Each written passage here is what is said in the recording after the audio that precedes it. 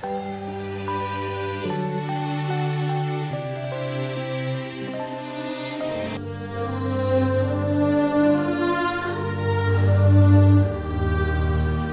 certo homem tinha 2 filhos. O mais novo, reivindicou do seu pai: pai, dá-me a parte da herança, a que tenho direito. E, consentindo o pai, repartiu sua propriedade entre eles. Não se passou muito tempo, e o filho mais novo reuniu tudo o que tinha, partindo para a terra distante, e lá esbanjou todos os seus bens, vivendo de forma irresponsável. Coincidentemente, após haver gasto tudo o que possuía, abateu-se sobre toda aquela região uma grande fome, e ele começou a passar muita necessidade. Por esse motivo, foi empregar-se com um dos cidadãos daquela região, que o mandou para o campo, a fim de cuidar dos porcos. Ali chegou a ter vontade de encher o estômago com as vagens de alfarrobeira, com as quais os porcos eram alimentados. No entanto, ninguém lhe dava absolutamente nada. Foi quando, caindo em si, falou consigo mesmo: quantos empregados meu pai tem, comida com fartura, e eu aqui morrendo de fome. Levantar-me-ei, tomarei o caminho de volta para meu pai, e ao chegar lhe confessarei: pai, pequei contra o céu e contra ti, não sou mais digno de ser chamado teu filho, trata-me como um dos teus trabalhadores. E logo em seguida levantou-se, saiu na direção do pai, e este vinha caminhando distante, quando seu pai o viu, e pleno de compaixão correu ao seu encontro do seu filho, e muito o abraçou e o beijou. Então o filho lhe declarou: pai, pequei contra os céus, pequei contra ti, não sou mais digno de ser chamado filho. Entretanto o pai ordenou aos seus servos: trazei depressa a melhor roupa, vestiu-o com distinção, ponde-lhe o anel de autoridade e as sandálias de filho. Também trazei o novilho gordo e o preparai. Comamos, façamos uma grande festa, regozijemo-nos, porque este meu filho estava morto e voltou à vida, estava perdido e foi encontrado. E começaram a celebrar o seu regresso. Louvado seja o nome do Senhor. Podeis assentar, continuem glorificando a Deus, pois só Ele é digno de toda honra, de toda glória e de todo louvor. Louvado seja o nome do Senhor para todo sempre.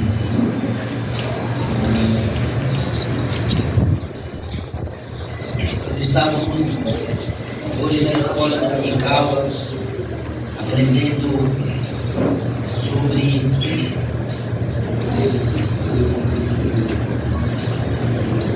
movimentos que as pessoas querem tornar o centro do universo, não Deus, mas os homens. O egoísmo tem predominado.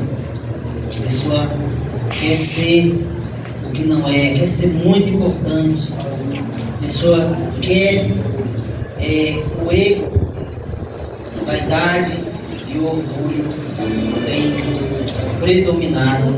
E assim era aquele filho.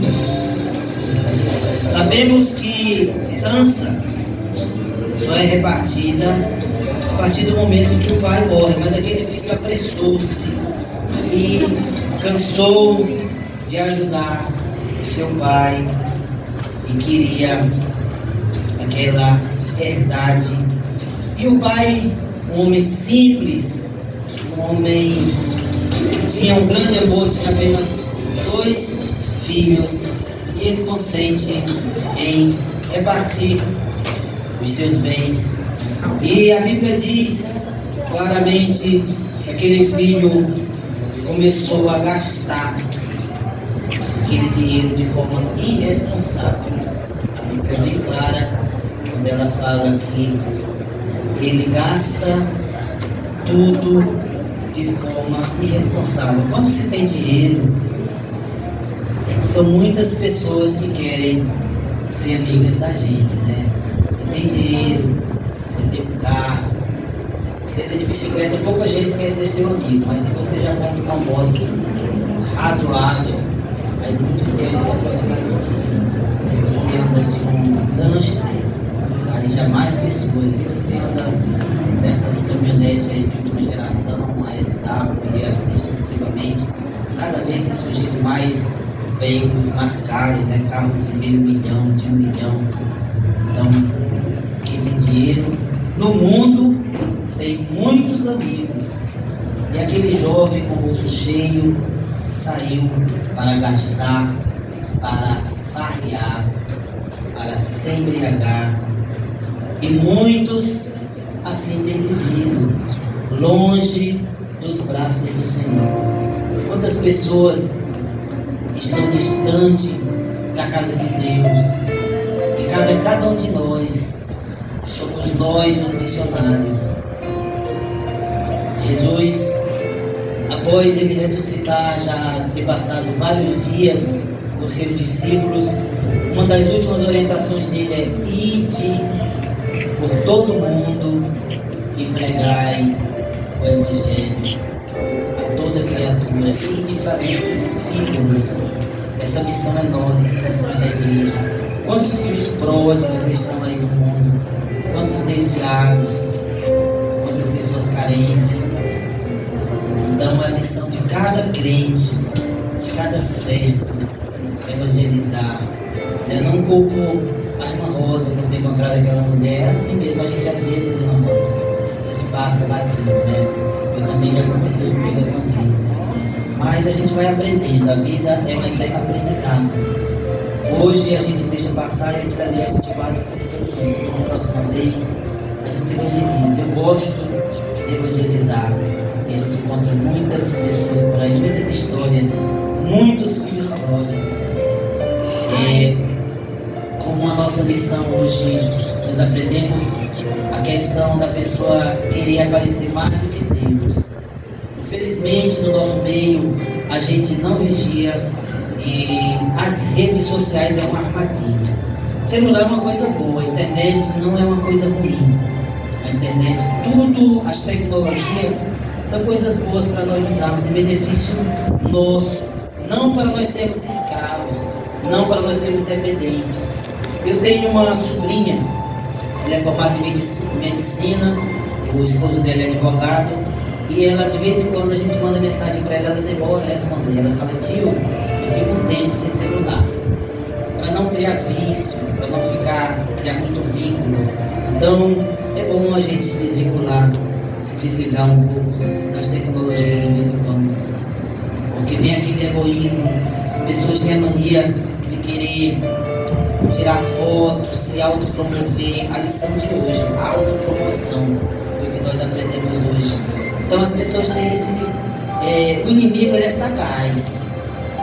Ele enganou o filho pródigo, ele enganou aquele filho para que ele saísse de casa e gastasse todo o dinheiro do seu pai, aquela metade da herança.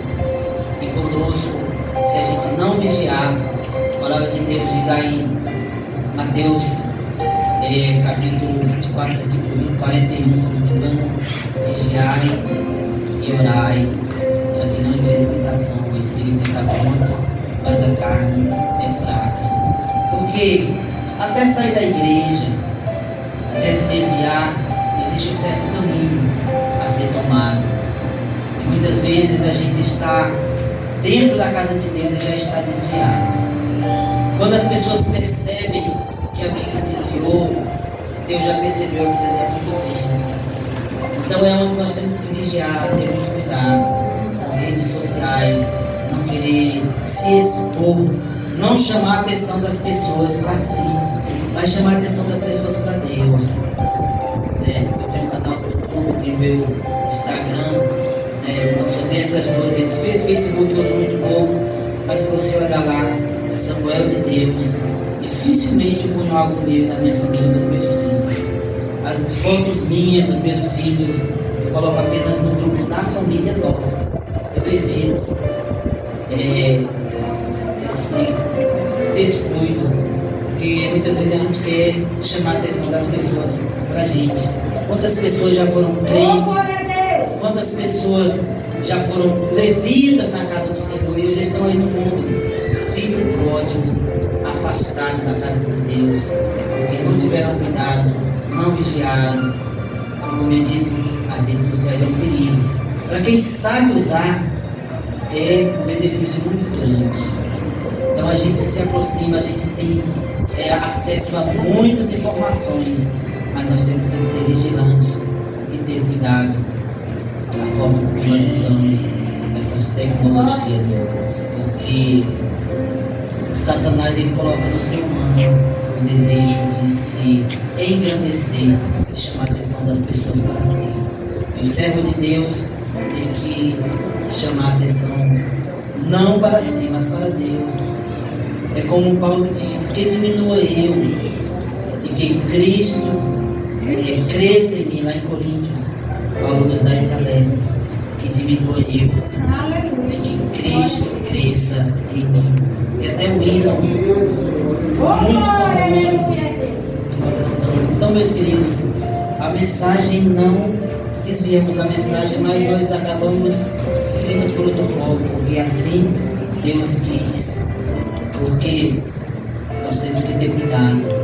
E aquele filho pródigo estava ali em sua casa, cuidando dos bens do seu pai, mas de repente ele quer que o pai venda tudo, venda a sua metade. Ele não tinha ainda direito à herança porque o pai estava vivo. Mas o pai, por ser um homem simples, ele aceita vender aquelas metade dos bens, entrega o dinheiro para o filho e ele vai pelo mundo nas suas gastanças, gastando dinheiro de forma irresponsável. E a Bíblia diz no versículo 14 que por uma coincidência naquele momento começou a ter uma grande fome na região. O fazendeiro que emprega aquele jovem, não sabemos porquê, ele não dava alimentos. Não sabemos se ele ia receber o salário no fim do mês, mas a questão é que ele começou a desejar comer a comida dos porcos. E você que não vigia, começa a ver, não ter cuidado no que você vê. A gente entra numa rede social, muitos convites de Satanás. Satanás está ali oferecendo comida de porcos. Tem muitas pessoas que não estão vigiando, estão lá, pensando que é crente, mas comendo a comida de porco que Satanás está te oferecendo. Jesus diz lá em João 10, capítulo 10, ele diz: eu vim para que vocês tenham vida e vida em abundância. A palavra de Deus é perfeita. Nós temos que meditar na palavra de Deus. Salmo 1, bem-aventurado o homem que não anda no conselho dos ímpios, não se detém no caminho dos pecadores, nem se assenta na roda dos escarnecedores. Antes o seu prazer está na lei do Senhor, e na sua lei medita dia e noite. Ao invés de estar perdendo tempo, se desviando, começando a se tornar um filho pródigo, vendo muita bobagem na internet, leia a palavra de Deus. A Bíblia diz: buscai primeiro o reino de Deus, a sua justiça, Mateus 6:33. Porque vocês vivem preocupados com o que hão de comer, com o que hão de vestir, lá no sermão da montanha. Aí lá em Mateus 6:33 Jesus fala: buscai primeiro o reino de Deus é sua justiça, e todas essas coisas lhe serão acrescentadas. Então, meditar na palavra de Deus, estar lendo com atenção, perde-se muito tempo com essas tecnologias que deveriam, como eu já disse aqui, deveria ser usado em benefício nosso, mas muitas vezes é apenas a gente perde tempo, muitas pessoas perdem o tempo delas durante o dia a dia, certo? Não pesquisa as coisas que edificam, e quando alguém se espanta, ela está no mundo desgarrada, igual o filho pródigo. Mas que essa mensagem venha trazer reflexão aos nossos corações, que a gente possa ter mais cuidado, nos policiar, ter cuidado com o que a gente vê, e ter cautela com os manjares de Satanás, porque parece ser comida boa, mas é comida de porcos que Satanás está oferecendo e muitos estão aceitando. Então, o filho pródigo foi empregar-se com um dos cidadãos daquela região, que o mandou para o campo a fim de cuidar dos porcos. Ali chegou a ter vontade de encher o estômago com as vagens de alfarrobeira com as quais os porcos eram alimentados. Mas de repente ele cai em si e fala consigo mesmo: quantos empregados de meu pai têm comida com fartura e eu aqui morrendo de fome? Aí ele relembra, né? Então, meus queridos, muitas pessoas estão no mundo desviadas, mas ele não para refletir. É por isso que eu falei aqui no início: pregar o Evangelho, levar uma palavra amiga. Muitas vezes nós, servos de Deus, estamos ali com algum amigo e as conversas ali não edificam. Muito cuidado com amizades. Às vezes a conversa que nós estamos tendo ali não é nada que edifica. Olha lá, São Pedro novamente: não se assenta nas rodas dos escarnecedores. Então, é uma instrução para os jovens. Vocês são novos, têm um futuro pela frente. Continuar buscando a Deus, para que vocês não se tornem igual ao filho pródigo. Que bom que nós estamos aqui, né? Como falou o nosso pregador, mas vale um dia na presença do Senhor. Imagina quando você vive toda a sua vida para Deus. Eu sou crente desde que eu me entendo por gente. Nasci no Evangelho, a minha avó era católica, já passando ali uns missionários, ela aceitou Jesus. Então a minha mãe, já criança, já aprendeu a servir a Deus e me ensinou. Mas a gente nasce na igreja, mas a gente não é crente, porque a gente tem que aceitar Jesus também. E aos 1997, eu estava lá em Brasília, foi quando eu tive a curiosidade. Sempre a gente tem marca assim de 1º de janeiro a gente começar a ler a Bíblia. E todo ano eu fazia propósito de ler a Bíblia. Mas só em 1997, já com 20 anos de idade, é que eu li a Bíblia pela primeira vez. Não consegui ler 1º de janeiro, mas lá no dia 4 de janeiro eu comecei a ler e comecei a gostar da leitura. E vamos lendo a história de Davi, é muito linda. E de repente chega o mês de abril, eu tinha terminado de ler a Bíblia. Em 100 dias eu li a Bíblia pela primeira vez. E nunca mais eu parei. E meu tio, ele fazia um curso de teologia da idade. E eu estava ali um dia no sofá dele, estudando teologia, e ele ganhou um presente de Deus. Entrou uma moça muito linda. E eu olhei assim para ela, disse assim: que mulher bonita. Mas aí logo depois entrou uma mulher mais bonita, ainda era a irmã dela. Tipo, opa, essa aí é o presente de Deus.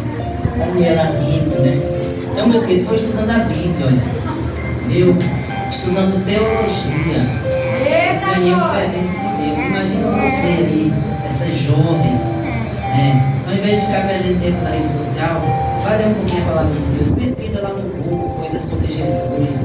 Na verdade, é até um perigo, porque o Google ele é alimentado com que alguém alimenta, e nem sempre a pessoa que está alimentando ali a informação do Google é a pessoa que tem temor a Deus. Mas está aqui a Bíblia Sagrada. Escola dominical, meus queridos. Olha, muito bom você vir para a escola dominical. Eu sempre gostei, desde criança eu gostei de escola dominical. Hoje às vezes a gente não pode vir porque eu trabalho no hospital e a gente tem plantão, isso justamente no domingo. Mas meus filhos aprenderam comigo e eles vêm. Quando eu não posso ir, eles vão. Então cresceram, o salmista diz: ensina o menino no caminho que deve andar, e até quando ele envelhecer, não se desviará dele. Então cresceram vendo o pai indo para a casa de Deus, cresceram vendo o pai lendo a Bíblia, e assim eles vão aprendendo para a honra e glória do nome do Senhor Jesus. Então, aquele filho, após estar ali passando necessidade, ele reflete. Quantos não têm refletido? Quantos estão aí perdidos, enganados por Satanás? Quando eles tentam sair daquela prisão, eles pensam que são livres. Mas no dia que eles tentam sair daquela prisão, Satanás fecha a porta, não deixa ele sair. A jaula está aberta, ele vê aberta, mas enquanto ele não quer sair, está aberta. No dia que ele quer realmente sair, aí a porta fecha. Aí é necessário que um de nós vá lá, estenda a mão. Jesus ele fala para Pedro: edificarei a minha igreja, e as portas do inferno não prevalecerão contra ela. Quem já viu uma porta ser usada para ataque? Como as pessoas interpretam errado esse versículo. Alguém já viu porta ser usada para ataque? Não, porta é usada para defesa. Quando você fecha uma porta, você está protegido. Então, as portas do inferno não prevalecerão. A igreja tem que marchar. É a igreja, não é um só. Não sou eu, somos nós. Marcharmos contra o inferno, derrubar as portas e libertar os cativos. Isso é missão da igreja. É isso que Jesus está falando. As portas do inferno não prevalecerão. Quais são as portas do inferno? A prostituição, a corrupção, as imoralidades e coisas semelhantes. E muitas pessoas estão aprisionadas no inferno. E é a missão da igreja invadir o inferno, arrebentar essas portas e libertar os cativos. É orando, vigiando e evangelizando, estudando a Bíblia. É o que nós temos que fazer para ir atrás desses filhos pródigos. Porque esse aqui, ele refletiu e voltou para a casa do pai, mas a maioria não consegue voltar. E ele levanta o caminho de volta, e ao chegar, engraçado, é o pai daquele filho pródigo. Ele estava praticamente todo dia. Nós entendemos que o pai estava sempre olhando pelo caminho que o filho veio, foi embora para tentar encontrar o filho. Ele estava avistando, ele sabia, com certeza aquele pai orava, com certeza aquele pai estava orando pelo seu filho. E um dia ele está ali olhando e vê o filho vindo pelo caminho. Ele corre até o filho e o abraça. Levantar-me-ei e tomarei. Pai, peguei contra os céus e contra ti. Não sou digno de ser chamado teu filho. Trata-me como um dos seus escravos, dos seus trabalhadores. E logo em seguida levantou, levantou-se e saiu na direção do pai. Vinha caminhando ele distante, quando seu pai o viu. Pleno de compaixão, correu ao encontro do seu filho, muito o abraçou e o beijou. A Bíblia diz que a festa do céu quando o pecador se arrepende. Aleluia! E assim foi naquela casa. Teve festa. Olha só a atitude do pai. O pai ordenou a seus servos: trazei depressa a melhor roupa, vestir com distinção, ponte-lhe o anel de autoridade e as sandálias de filho. Não era uma sandália qualquer, sandália de filho. Também trazei o novilho gordo. Provavelmente esse pai, olha só, ele tinha fé que o filho ia voltar. Ele estava alimentando o novilho, engordando para a grande festa. E ele diz: trazei o novilho gordo e preparai, comamos, façamos uma grande festa e regozijemo-nos, porque esse meu filho estava morto e voltou à vida, estava perdido e foi encontrado. E começaram a celebrar o seu regresso.